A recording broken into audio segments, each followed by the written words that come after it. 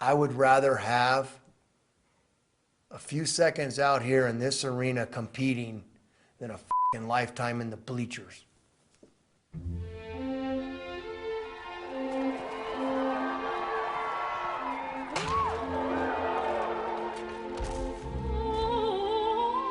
Every single time they run, you get a payoff. Someone's getting hit.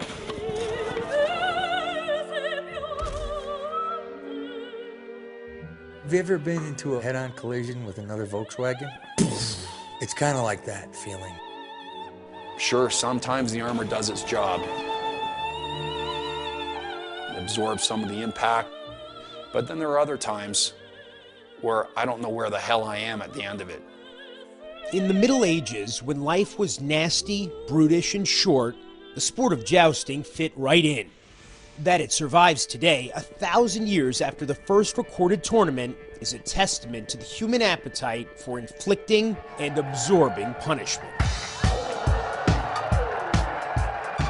There's not a lot of people in the world that have that ability, A, just to ride a horse in armor, let alone carry a big long lance and aim it at their opponent and try and hit him with it.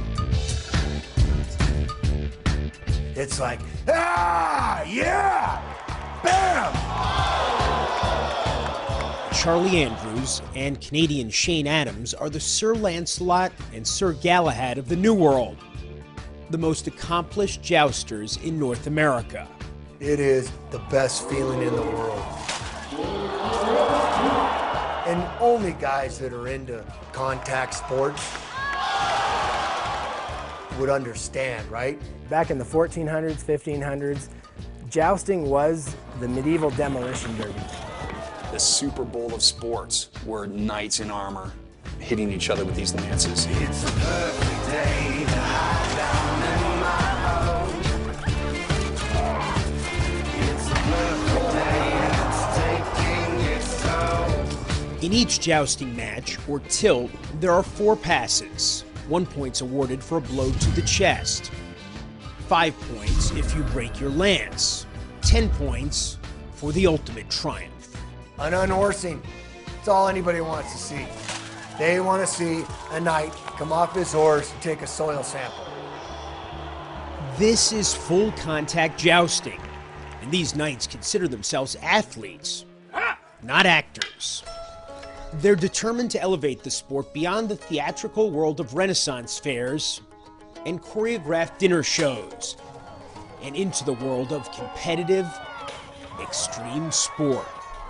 Trying to take this sport mainstream, the things we battle against are Renaissance fairs. And this, the new recruit? Doing their make-believe whatever. God save the Queen! God save the Queen! Then you got Medieval Times, which is a great show. Overpriced. No disrespect to any of the guys that do it, but they're actors, they're stunt guys. With us, being injured is a very real, very regular part of our everyday life. I broke my hand 4 times, dislocated my hip, fractured my back, broke my ribs, punctured a lung. My heart stopped on the field. Immediately I went to the hospital and they said, "You can't joust no more, Patrick, stop." Okay, I won't joust no more. Wrapped myself up and went out there the next day. In September, they came from the towns and the cities, from the hamlets and the highlands, arriving by all manner of carriage, seeking not the grail, but glory nonetheless. 16 knights enter the World Jousting Championships in Colorado, but only one will be crowned King of the Joust. A latter-day Joan of Arc, Jessica Post, will tilt for the first time. For a day job, I work for an insurance company. It didn't really bother me that it was a male sport, I just loved it, and so I went for it.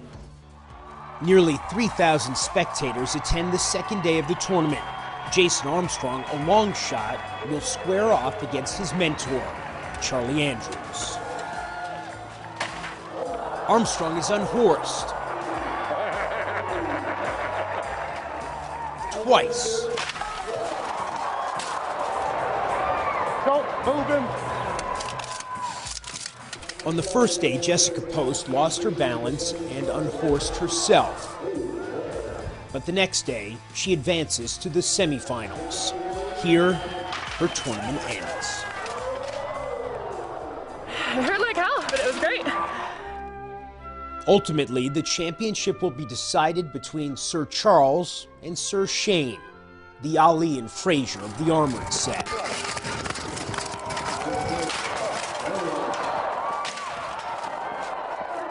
Charlie Andrews triumphs. At least I lost to Charlie. Nobody else, so that's good. Andrews is rewarded with the princely sum of $2,250. His travel expenses, which were not reimbursed, $3,000. No matter how much money we lose, people are going to see that this is a real sport and that we are legitimate athletes.